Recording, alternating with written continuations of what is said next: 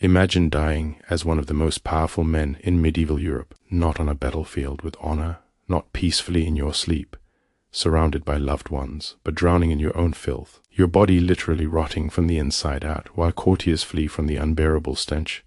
This is not fiction. This is the documented fate of Henry the First of England, the Conqueror's son, whose terrifying final days would shock a kingdom and shake the very foundations of medieval kingship. What you're about to hear is the true story of a ruler whose body betrayed him in the most horrific way imaginable, a death so undignified that it would cast doubt on the divine right of kings itself. Henry the First of England was born around 1068, the youngest son of William the Conqueror, the Norman king who had seized England in 1066 and forever changed the course of British history. Unlike his elder brothers, Robert and William Rufus, Henry was not initially expected to inherit any significant territory. His father famously left him no land, only a substantial sum of £5,000 of silver, earning him the bitter nickname Beauclerc, or fine scholar, because lacking lands to manage, he received a comprehensive education unusual for a medieval prince. But fate, as it often does, had other plans. Henry's intelligence, ruthlessness, and political cunning would eventually place him on the throne of England in circumstances drenched in blood and suspicion. The path to Henry's crown was paved with the bodies of his family members. When William the Conqueror died in 1087, his eldest son, Robert, inherited Normandy, while the second son, William Rufus, took England. Henry received his silver and little else, but he was patient and calculating. When William Rufus died in 1100, under mysterious circumstances during a hunting accident in the New Forest, with an arrow through his lung, Henry was conveniently nearby. Within 3 days he had ridden to Winchester, secured the royal treasury, and had himself crowned at Westminster Abbey before his elder brother, Robert, could return from the First Crusade. Many historians suspect Henry had a hand in his brother's death, though proof has never been found. What is certain is that Henry moved with a speed and efficiency that suggested careful planning. Once on the throne, Henry proved to be one of medieval England's most capable and effective rulers. He understood that power required more than military might. It demanded administrative excellence, legal reform, and the systematic control of the nobility who might otherwise tear the kingdom apart. He established the Exchequer, the first systematic financial administration in English history, creating meticulous records of royal income and expenses that allowed him to maximize revenue and maintain a powerful military without the constant need to tax his subjects into rebellion. He reformed the legal system, creating traveling judges who would bring royal justice to every corner of the realm, undermining the power of local lords and establishing the king's law as supreme. Henry's personal life was equally strategic. He married Matilda of Scotland, a descendant of the old Anglo-Saxon royal house, which helped legitimize Norman rule in the eyes of the English people, who still remembered their conquered past. The marriage produced 2 legitimate children, William Adelin, his heir, and Matilda, who would later become central to the chaos that followed Henry's death. But Henry was also spectacularly promiscuous, holding the medieval record for acknowledged illegitimate children, with at least 25 bastards, by various mistresses. These children were not shameful secrets, but political tools married off to strategic allies across England and Normandy, creating a web of family connections that strengthened Henry's power. Yet, beneath this facade of strength and efficiency, Henry suffered from a condition that would increasingly dominate his life and ultimately kill him in the most horrific manner imaginable. From relatively early in his reign, courtiers noticed that the king would suddenly excuse himself from important meetings, his face pale and sweating. He would disappear for extended periods, returning exhausted and clearly unwell. The whispers began slowly, careful and discreet, as befitted discussion of the king's health, but over time they became impossible to ignore.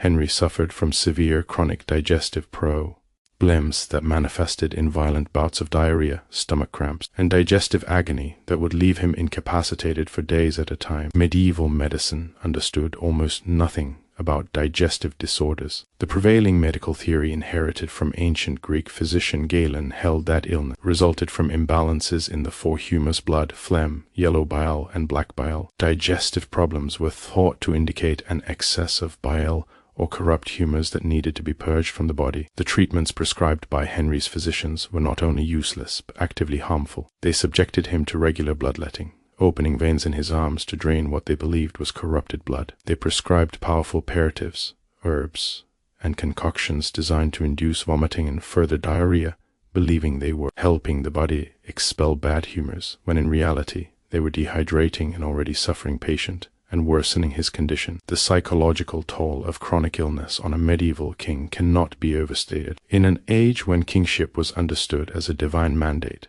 when the king's body was seen as a reflection of the kingdom's health, physical weakness was not merely embarrassing, but politically dangerous. Henry's contemporaries believed that God chose kings and maintained them in power. A sick king suggested divine disfavor, a dangerous perception that could embolden rebels and weaken the loyalty of nobles who might wonder if God had withdrawn his blessing. Henry could never admit weakness, could never show vulnerability, even as his body betrayed him again and again. The stress of maintaining this facade, combined with the genuine demands of ruling two territories, often on the brink of war, only worsened his physical condition. Henry's relationship with his elder brother, Robert, perfectly illustrates how physical and political stress intertwined. Robert Curto, Duke of Normandy, never accepted Henry's seizure of the English crown. From 1101 onwards, the brothers were locked in periodic conflicts with Robert, invading England in that first year, only to be bought off with a substantial payment.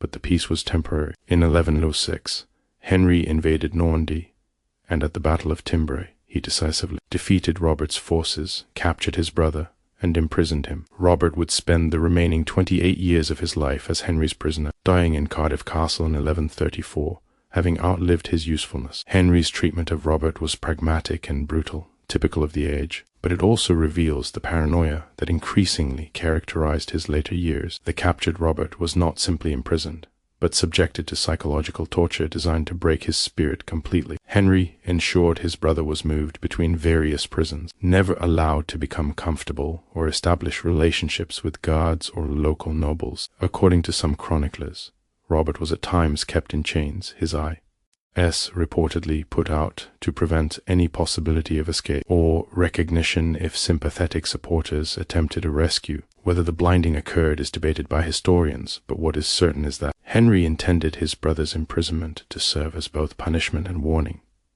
No rival could expect mercy, not even family. This ruthlessness, combined with Henry's increasingly poor health, created a king who was both impressively effective and deeply isolated, surrounded by courtiers who feared rather than loved him. The administrative efficiency for which Henry is justly praised also reflects the mindset of a ruler who trusted no one completely. The exchequer was not merely a financial innovation, but a system of checks and controls designed to prevent embezzlement and ensure that every penny owed to the crown was collected and accounted for. Henry instituted the use of the exchequer table, a large board covered with a checkered cloth where officials would calculate accounts using counters, creating a visual system that made fraud more difficult. He sent his officials throughout the realm to conduct regular audits, and woe to any sheriff or noble who could not account for every penny of royal revenue. The system worked brilliantly, filling Henry's treasury and funding his military campaigns, but it also made him deeply unpopular among the nobility who resented this unprecedented level of royal oversight. As the years passed,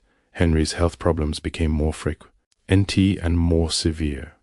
By the 1120s, chroniclers were regularly noting periods when the king was too ill to conduct business, forced to delegate responsibilities while he suffered in private. The nature of his illness meant it was difficult to conceal. Violent diarrhea and digestive distress produce unmistakable sounds and smells, and despite the best efforts of servants and courtiers to maintain discretion, everyone in the royal household knew when the king was suffering. The odor of illness hung around him, a constant reminder that even the most powerful man in England was subject to the humiliations of bodily decay. Medieval attitudes toward bodily functions were somewhat different from modern sensibilities. People lived in much closer proximity to animal and human waste.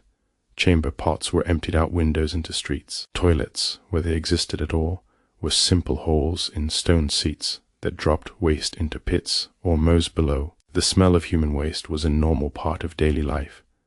Yet even by medieval standards, the king's condition was shocking. When the ruler of the realm spent days at a time effectively confined to a privy, when servants had to constantly clean up after their monarch, it created a cognitive dissonance that shook the foundations of how people understood royal authority. How could God's chosen ruler be reduced to such degrading circumstances? The stress of ruling while chronically ill manifested in Henry's increasing severity and paranoia. He had ever been a kind or gentle man. Medieval kingship required ruthlessness, but in his later years, he became noticeably harsher. He increased the use of mutilation as punishment, particularly favoring the removal of eyes and testicles for various offenses. These were not random acts of cruelty, but calculated policies designed to incapacitate potential threats without the moral complications of execution. A blinded man could not fight or recognize conspirators. A castrated man could not father sons who might become future rivals. Henry's court became a place of whispered conversations and careful words where everyone understood that the sick king's temper was unpredictable and his mercy increasingly rare. The year 1120 brought tragedy that would have profound implications for Henry's final years. His legitimate son and heir, William died in the sinking of the White Ship disaster. The vessel, considered one of the finest ships of the age, was racing to cross the English Channel from Normandy to England, carrying William and much of the Anglo-Norman nobility's younger generation. The crew and passengers were drunk, celebrating when the ship struck a rock and sank rapidly. Nearly everyone aboard drowned, including William, who was 17 years old. According to Chroniclers, William initially escaped in a small boat, but turned back to rescue his half-sister, causing the boat to be swamped by desperate survivors clinging to it. The prince went down with them all. Henry was in no randy when news arrived. Contemporary chronicler Order Vitalis wrote that no one dared tell the king directly. Finally, they sent in a young boy to break the news, calculating that Henry would be less likely to kill the messenger if it was a child. Henry's reaction was immediate and devastating. He collapsed, overcome with grief, and according to witnesses, never smiled again. Whether that last detail is literally true or dramatic embellishment, it captures the psychological impact of William's death. Henry had spent decades securing his kingdom, creating administrative systems that would outlast him, planning for a stable succession, and in one night of drunken celebration, all those plans drowned in the cold waters of the Channel. The succession crisis created by William's death would ultimately prove fatal for Henry and catastrophic for England. Henry had only one remaining legitimate child, his daughter Matilda. In 1127, he took the extraordinary step of forcing his barons to swear an oath accepting Matilda as his heir. This was nearly unprecedented. Medieval Europe had queens consort, women who shared their husband's power but ruling queens. Women who held power in their own right were exceptionally rare and deeply controversial. The argument went that women lacked the physical strength and martial prowess necessary for kingship, that they were too emotional and weak to make the hard decisions required of a ruler.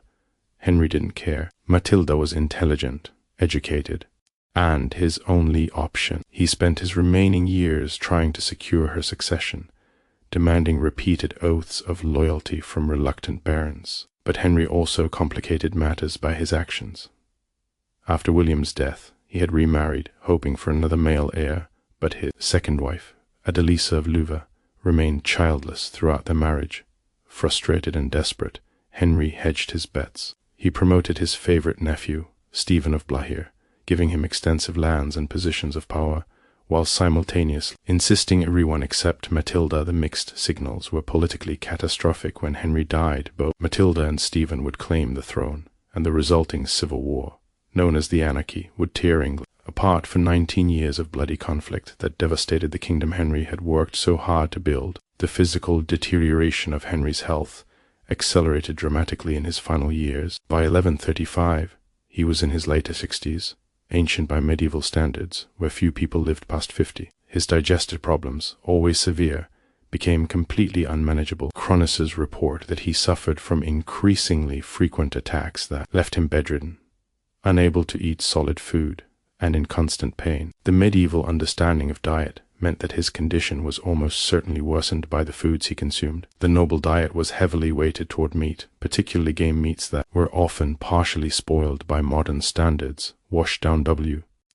wine and ale. Fresh vegetables were considered peasant food, dangerous and inferior. The diet that was meant to demonstrate status and wealth was slowly killing him. Medieval medical treatments reached new heights of dangerous ineffectiveness. As Henry's physicians struggled to treat their increasingly ill patient, they administered compounds containing mercury, believing it would purge bad humors. Mercury is of course highly toxic, and would have caused additional symptoms including tremors, tooth loss, kidney damage, and further digestive distress. They subjected him to cystis, enemas that were supposed to clean the bowels, but in reality introduced bacteria and caused additional irritation and infection. They prescribed bizarre concoctions, including powdered gemstones, which were thought to have healing properties based on their colors and correspondence to various organs, but which in reality were simply expensive placos at best and sources of additional poisoning at worst. The theory of the humors also led physicians to recommend specific foods to balance Henry's corrupted bile. They believed that hot, dry foods would counteract cold, wet humors, and vice versa. This meant prescribing the precise opposite of what a modern doctor would recommend for someone with severe digestive issues. Instead of bland, easily digestible foods, Henry was given rich, heavily spiced meats, strong wines, and complex sauces, all believed to be medically appropriate, but all guaranteed to irritate his already devastated digestive system. Every attempt to cure him made him worse, a tragic irony that would reach its fatal conclusion. In November 1135, in the autumn of that year, Henry was in Normandy, staying at his hunting lodge near Lyon-la-Fort in the Norman countryside. He had gone there partly for pleasure, partly to oversee continued conflicts with various Norman nobles who resented his strict rule. Contemporary chronicles paint a picture of a king who was visibly unwell, his face pale and drawn, his body thin despite his normally robust appetite, his energy noticeably diminished. His courtiers worried, but Henry refused to slow down or acknowledge his weakness. To admit illness would be to admit vulnerability,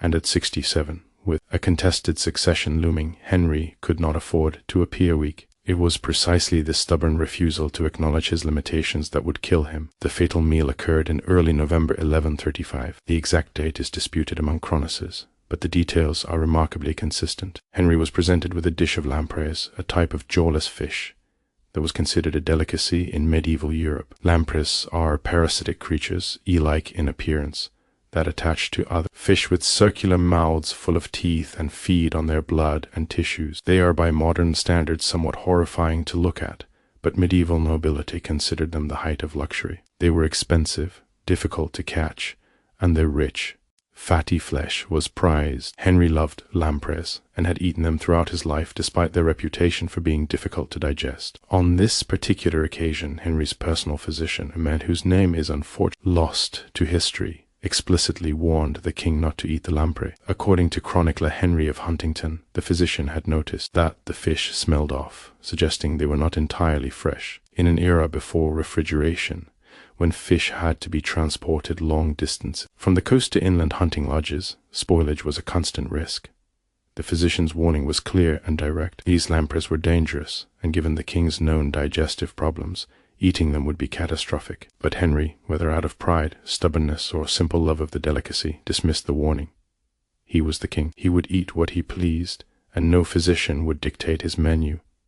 It was a decision that would kill him within the month. Henry ate the lampreys and, according to the chronicles, initially seemed fine. The meal concluded without incident, and the king went about his business. But within hours the familiar symptoms began, except this time they were far more severe than usual. The stomach cramps started first, waves of pain that doubled Henry over and left him gasping. Then came the diarrhea, violent and uncontrollable, far worse than even his chronic condition had produced before. Henry's servants rushed to attend him, but there was little they could do except provide chamber pots and clean linens, watching helplessly as their king suffered. What Henry was experiencing was almost certainly a severe case of food poisoning, possibly from bacterial contamination in the spoiled lamprey, possibly from parasites that infected the fish, or quite possibly from accumulated toxins in the lamprey flesh itself. Modern science has identified various risks associated with eating lamprey, including bioaccumulation of heavy metals and environmental toxins in their tissues, and the presence of natural toxins in their mucus and tissues that can cause severe gastrointestinal distress. In Henry's time, none of this was understood. They simply knew that bad food could make you sick, but not why or how, and certainly not how to treat it beyond their useless humoral theories. Henry's physicians immediately began their treatments, and in doing so, they transformed a serious case of food poisoning into a death sentence. They administered powerful purgatives, herbal concoctions designed to induce vomiting and further evacuate the bowels, believing they were helping his body expel the bad humors. In reality, they were dehydrating an already dehydrating patient and irritating his digestive system even further. They performed bloodletting, opening veins in his arms to drain what they calculated as excess blood corrupted by bad humors. This reduced his blood volume and his body's ability to maintain blood pressure and circulate oxygen into his organs. Every intervention made him worse, and as he got worse, they increased the intensity of their treatments, convinced that more aggressive therapy would eventually balance his humors. Within days, Henry was clearly dying. The diarrhea continued unabated, now mixed with blood, indicating that his intestines were ulcerated and bleeding internally. He developed a fever, his body's attempt to fight infection. But in his weakened state, the fever only added to his misery, causing delirium and confusion. He became unable to keep down even water, and severe dehydration began to affect his brain function. Chroniclers report that Henry began to ramble incoherently, speaking to people who weren't there, reliving memories from decades past, sometimes lucid and sometimes completely disoriented. The once sharp mind that had administered 2 kingdoms was dissolving into confused fragments. The smell became unbearable. Medieval people were accustomed to unpleasant odor, but what emanated from the king's chamber was beyond normal experience. The constant diarrhea mixed with blood and bits of sloughed intestinal lining, the fever, sweat, the lack of adequate washing, as Henry was too weak to be properly cleaned, all combined to create a stench so powerful that servants had to wrap cloth around their faces to enter the room. Nobles who came to pay their respects found themselves gagging and retreating quickly. The proud courtiers who had spent years vying for the king's favor all competed to find excuses not to attend him. No one wanted to witness the degradation of their monarch, and no one wanted to be remembered as present during his humiliating final days. As Henry's condition deteriorated, his body began to literally decompose while he was still alive. The severe diarrhea and vomiting had destroyed the lining of his digestive tract. Without functioning intestines, the bacteria that normally live in the gut in a controlled symbiotic relationship began to proliferate wildly, producing gases and toxins that accumulated in his body cavity. His abdomen swelled grotesquely, distended with gas and fluid, while the rest of his body wasted away from dehydration and inability to absorb nutrients. His skin took on a grayish, waxy appearance, and sores developed where he lay in his own waste, too weak to move or be moved without extreme pain. Henry I of England was rotting from the inside out, and everyone knew that death was only a matter of time. The political implications of the king's condition became immediately apparent. Nobles who had sworn oaths to support Matilda as heir began making private calculations. A woman ruler was controversial enough, but Matilda was currently in Anjou with her husband Geoffrey, father of the future Henry II. She would take weeks to reach England, possibly months, to secure her position. Meanwhile, Stephen of Blahir was in Bologna, just across the channel, and he had significant support among the barons, who preferred a male ruler and liked Stephen's easier, more generous personality compared to Henry's severe efficiency. As Henry lay dying in his hunting lodge, messengers were already riding hard in multiple directions, some to inform Matilda, others to alert Stephen, everyone positioning themselves for the succession struggle that would inevitably follow. Henry's final days were marked by moments of terrible lucidity interspersed with delirium. During his clear moments, he apparently realized what was happening to him, and understood that there would be no recovery. Medieval chroniclers, who generally tried to present kings as dying piously with prayers on their lips, struggled to reconcile Henry's undignified physical state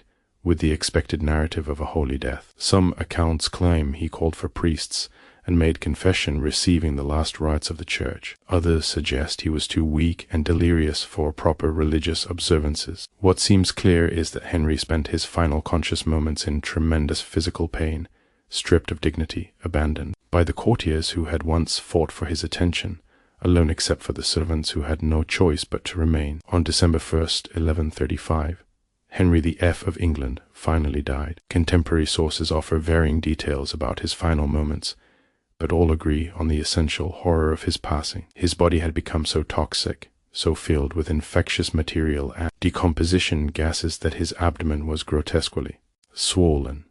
Some chroniclers claim that at the moment of death, or shortly after his body essentially burst, the pressure of accumulated gases rupturing his distended stomach and intestines. Whether this literally occurred in the dramatic fashion described, or whether chroniclers embellished the details to emphasize the tragedy and disgust, is debated, by modern historians. What is certain is that Henry's corpse was in such terrible condition that it shocked everyone who saw it. The immediate aftermath of Henry's death presented practical problems that no one was prepared to handle. The body needed to be transported from Normandy to England for burial, but it was in no condition for transport. The corpse was already putrefying, the result of internal bacterial infection that had begun before death, and the journey to the coast and then across the channel would take days at minimum. Medieval embalming techniques were primitive compared to later methods, consisting primarily of washing the body, removing the internal organs, and packing the cavities with salt and herbs. But Henry's body was so corrupted that even approaching it was difficult. The smell was overwhelming,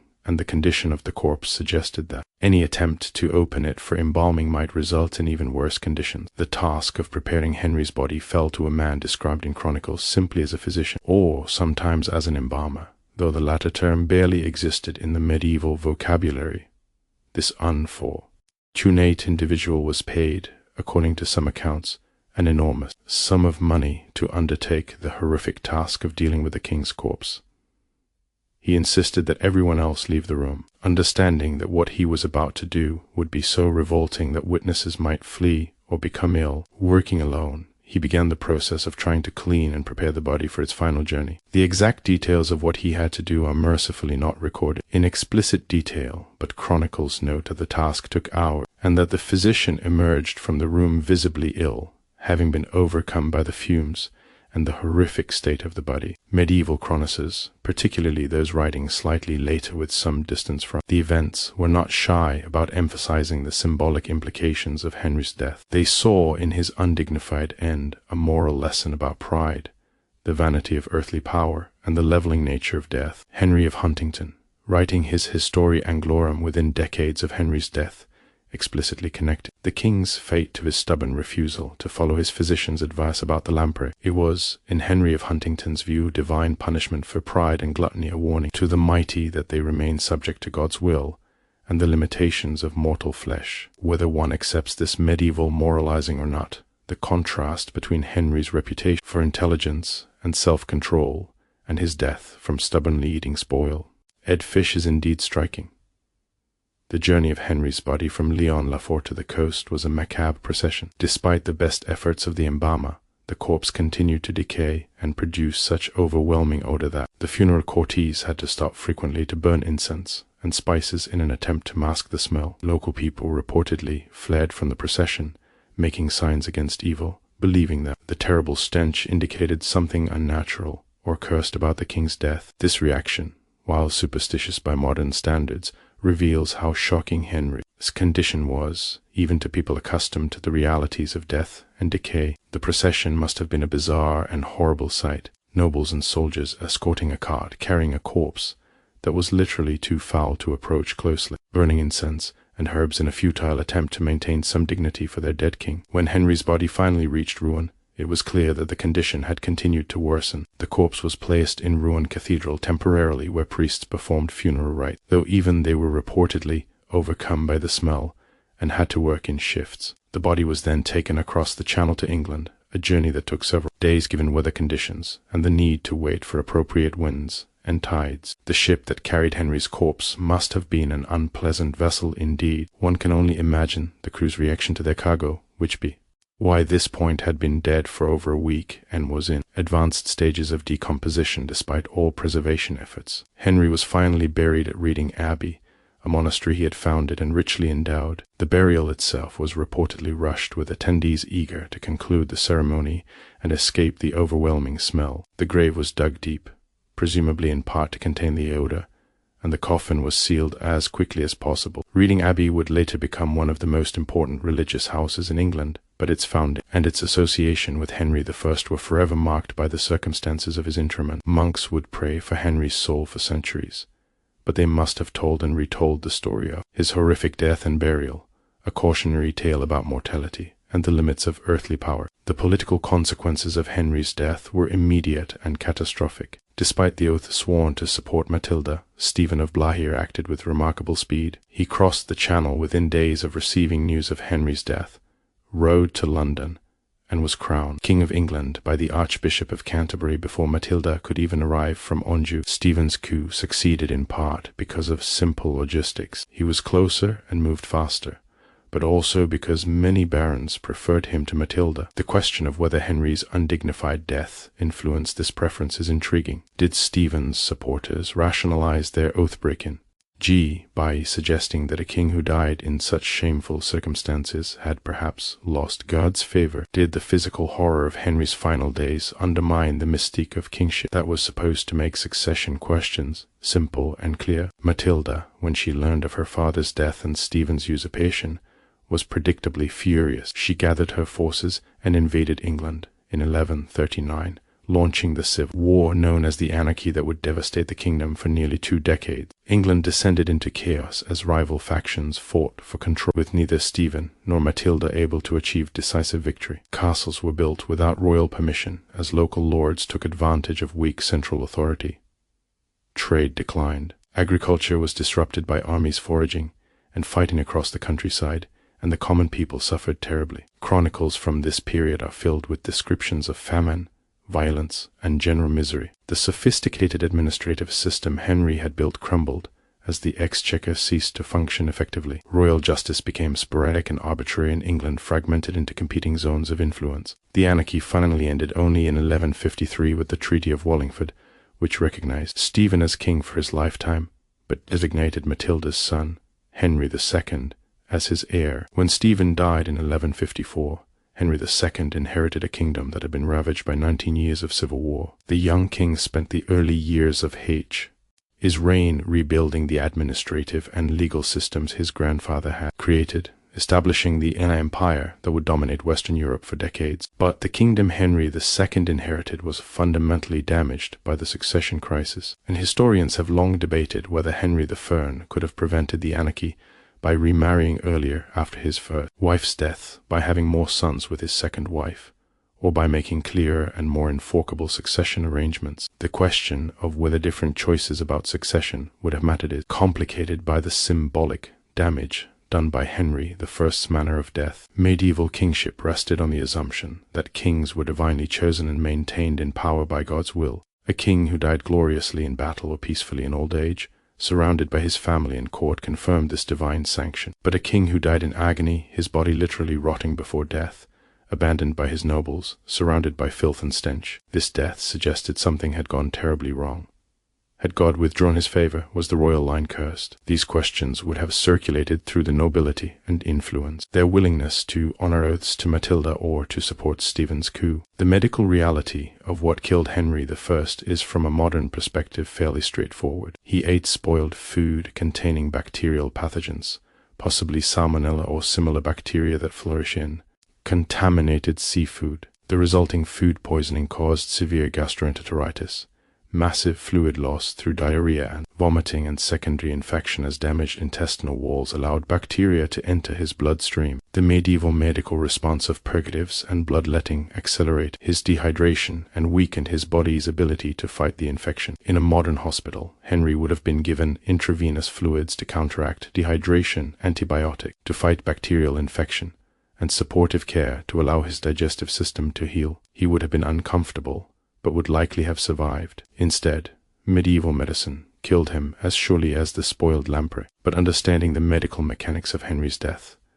does not diminish the historical significance of how he died. The manner of a king's death mattered enormously in medieval political culture. Kings were expected to die well to demonstrate piety, courage, and dignity even in their final moments. A good death confirmed the king's virtue and God's favor.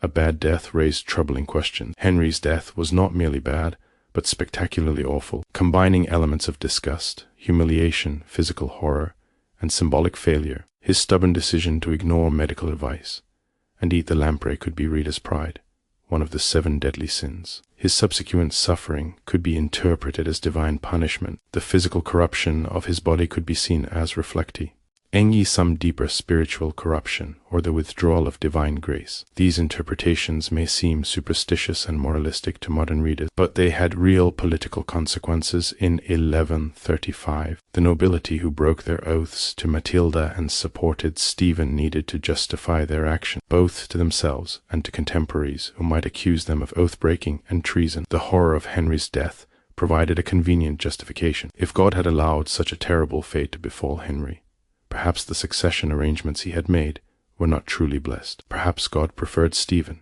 whose seizure of the throne proceeded smoothly, while Matilda's claim led only to war and chaos. Such reasoning may be self-serving and circular, but it provided a framework within which medieval nobles could rationalize their political choices. The story of Henry VI's death also reveals the profound tension in medieval society between the ideal of kingship and the reality of kings as human beings with human body subject to disease, aging, and decay. Medieval political theory emphasized that the king had two bodies, the body natural, which was mortal and subject to all the weaknesses of flesh, and the body politic, which was immortal and represented the continuity of the kingdom. When a king died, the body natural ceased, but the body politic transferred seamlessly to the heir expressed in the formula, "The king is dead, long live the king." But what happened when the body nature died in such a degrading way that it undermined the dignity of the body politic? How could one maintain the fiction of divine kingship when the king died drowning in his own filth? These questions were not merely theoretical for the people who witnessed or heard about Henry's death. They lived in a world where physical signs were believed to reveal spiritual realities, where God was understood to intervene directly in human affairs through miracles and punishments, and where the stability of their entire society depended on maintaining the mystique of royal authority. Henry's death threatened that mystique in ways that a battlefield death or even a sudden illness and peaceful passing would not have. It was a reminder impossible to ignore that kings were just men subject to all the indignities and suffering that flesh is heir to, and no amount of power, wealth, or administrative genius could protect them from the fundamental vulnerability of human embodiment. The chroniclers who recorded Henry's death struggled with how to present it. On one hand, they needed to record historical truth, and saw in Henry's fate a moral lesson about pride and mortality. On the other hand, they were writing in a world where respect for monarchy was essential to social order, and describing a king's death in too much degrading detail could undermine royal authority in general. The result is chronicles that are often contradictory, some emphasizing the horror in explicit terms, others being more circumspect and focusing on Henry's deathbed piety and final religious observances. Reading between the lines of these accounts, comparing different versions, historians can reconstruct what likely happened, even as they recognize that the full horror was probably even worse than the censored versions that survive. One particularly chilling detail that appears in several chronicles concerns the reaction of Henry's illegitimate children. As mentioned, Henry had at least 25 acknowledged bastards, many of whom held significant positions in his administration and had benefited greatly from royal patronage. When their father lay dying, several were in Normandy and could have attended him, yet most found excuses not to come or came briefly, and then left as quickly as possible. This abandonment by his own children, people who owed their status and wealth entirely to his favor, reveal how thoroughly the horror of his condition overwhelmed normal familial and political obligation. No one, not even family, wanted to be associated with his degradation or risk being remembered as present during his shameful end. The servants who had no choice but to attend Henry during his final days left no written records of their own, medieval servants being generally illiterate and their perspectives rarely recorded. But one can imagine their experience and sympathize with their predicament. They would have been exposed to disease risk, constantly handling contaminated materials, cleaning and reckoning their king while he suffered. They would have heard his delirious ravings, seen his body literally decompose before death, dealt with the overwhelming smell and the practical difficulties of caring for someone in advanced stages of toxic shock and sepsis. These servants would have been traumatized by the experience, and likely some of them became ill themselves from exposure to whatever pathogens were causing Henry's gastroenteritis. Yet their names are lost to history, remembered only as anonymous attendants in the death of a king. The embalmer who prepared Henry's body deserves special consideration. His name is not recorded in most chronicles, though one source suggests he was called Hugh. He was reportedly paid 100 shillings for the work, an enormous sum equivalent to several years' wages for a skilled craftsman. This suggests that his contemporaries fully understood how difficult and revolting his task was. According to some accounts, the embalmer himself died shortly after completing his work, possibly from exposure to disease, possibly from the toxic gases released when he opened Henry's body. If this is true, and several chronicles mention it, though others do not, then the embalmer became a kind of final victim of Henry's death, killed by the same condition that killed the king he was paid to prepare for burial. The fate of the physician who warned Henry not to eat the lamprey is unknown. Chronicles do not record his name or what happened to him after the king ignored his advice and died as a result. One wonders what he thought and felt, watching his clear warning be dismissed out of royal pride, then watching helplessly as his worst predictions came true, and the king died an agonizing death that might have been prevented by simply choosing a different meal. Did he feel vindicated but also guilty that he had not argued more forcefully? Did he fear that he might be blamed anyway? That royal families looking for scapegoats might decide the physician should have refused to serve the lamprey entirely rather than merely warning against them? Or did he simply feel the helpless frustration of a medical professional whose expertise is ignored by a stubborn patient, multiplied by the fact that his patient was a king and his patient's death would lead to civil war? Modern historians and medical professionals have examined the historic accounts of Henry's death and debated what exactly killed him. The consensus is some form of severe food poisoning, possibly complicated by his pre-existing digestive disorder. Some have suggested that Henry may have had inflammatory bowel disease, Crohn's disease, or ulcerative colitis, which would explain his chronic symptoms throughout his life and would have made him particularly vulnerable to bacterial gastroenteritis. Others have proposed that he may have had gallstones or chronic pancreatitis, also consistent with his reported symptoms. What is clear is that he was already in poor health,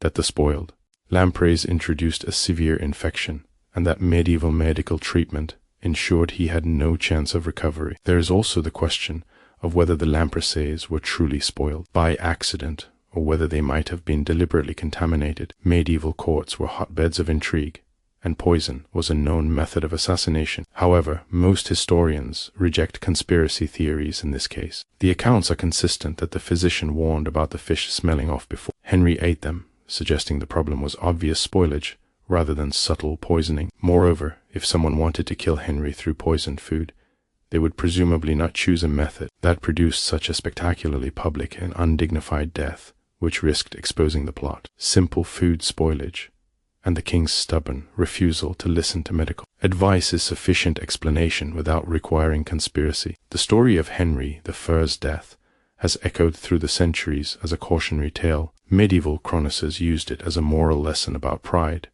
and the importance of listening to medical advice. Renaissance writers invoked it as an example of the vanity of earthly power and the leveling nature of death. Modern historians study it as a case study in medieval medicine, political culture, and the succession crisis that followed. But perhaps the most universal aspect of the story is simply its reminder of human vulnerability. Henry I was by any measure a successful king, intelligent, effective, ruthless when necessary, capable of building institutions that would long outlast him.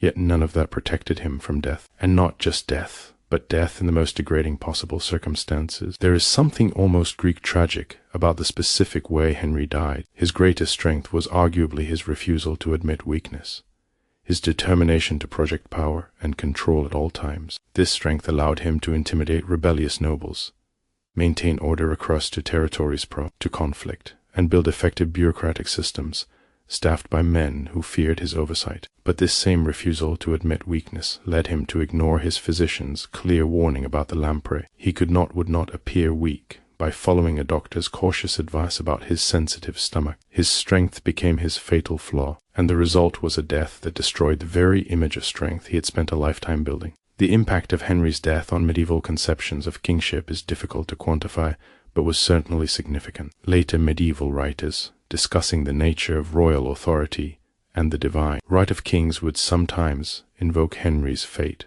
as a complicating example. If even successful kings could die in such degrading circumstances, what did that mean for theories of divine sanction? Some used it to argue for the importance of royal virtue and humility, suggesting that Henry's pride in Some medical advice brought divine punishment. Others used it to emphasize the importance of clear succession planning, pointing out that Henry's failure to produce a stable succession led directly to the anarchy. Still others simply noted it as an example of fortune's mutability, a reminder that everyone, even kings, remains subject to chance, illness, and death. The Reading Abbey where Henry was buried became an important center of learning and pilgrimage in the medieval period. Ironically, given the horror of his death and burial, Henry's tomb became a site of veneration, and miracles were supposedly reported there. This speaks to the medieval ability to separate the physical reality of death from the spiritual significance of the deceased. Henry might have died in the most undignified manner possible, but he was still king who had founded the abbey, endowed it richly, and was buried in holy ground. The spiritual meaning could be maintained even when the physical facts were deeply compromising. Reading Abbey was largely destroyed during Henry VIII's dissolution of the monasteries in the 16th century, and Henry I's actual burial site is now uncertain, lost somewhere beneath the ruins. In the final analysis, the death of Henry I matters both as a historical event with significant political consequences and as a human story about suffering, dignity, and mortality. The political consequences are clear. His death triggered the Anarchy, 19 years of civil war that devastated England and weakened the kingdom significantly. The immediate cause was the succession dispute between Matilda and Stephen, but the deeper cause was that Henry's death was so shocking and undignified that it undermined the certainty and legitimacy that should have attached to his designated heir. If God had truly favored Matilda's succession, would he have allowed her father to die in such terrible circumstances? But beyond the political analysis, there is the simple human reality of a man dying badly. Medieval sources, for all their moralizing and their concern with political implications, do not completely obscure the suffering of the historical person. Henry VI spent his final days in agony, his body betraying him completely, his dignity destroyed, abandoned by almost everyone who had claimed to serve him, conscious enough at times to understand what was happening, but unable to do anything about it. He died alone, in pain, in filth, and his body was in such terrible condition that dealing with his corpse were considered a task requiring hazard pay. This is the fate that awaited one of medieval Europe's most powerful and successful rulers. A reminder that power and success provide no immunity to suffering or to the fundamental indignity of bodily failure. Henry VI's story also reminds us of the limits of medieval medicine and the ways in which medical ignorance could transform survivable conditions into death sentences. A modern patient with Henry's food poisoning would be uncomfortable, but would almost certainly survive with basic supportive care. But medieval physicians, operating under completely incorrect theories about disease in the body, administered treatments that hastened his death. They were not malicious or incompetent by the standards of their time. They were doing what the best medical theory of the age recommended, but the result was that their treatments actively killed their patient. This is worth remembering, not to mock medieval medicine, but to appreciate the hard-won nature of modern medical knowledge and to maintain appropriate humility about what current medicine may get wrong. The final lesson of Henry I's death might be about the importance of listening to expert advice, even when it contradicts our desires or our pride. Henry's physician warned him clearly and explicitly not to eat the lamprey. If Henry had listened, he would likely have lived longer, might have been able to manage the succession better, might have prevented or mitigated the anarchy. But he didn't listen because he was the king, because he had spent a lifetime making decisions and not being questioned, because admitting that his stomach was too weak for his favorite food would have been a small admission of vulnerability that his pride could not accept. So he ate the lamprey and died, and his kingdom fell into chaos. The lesson transcends its medieval context.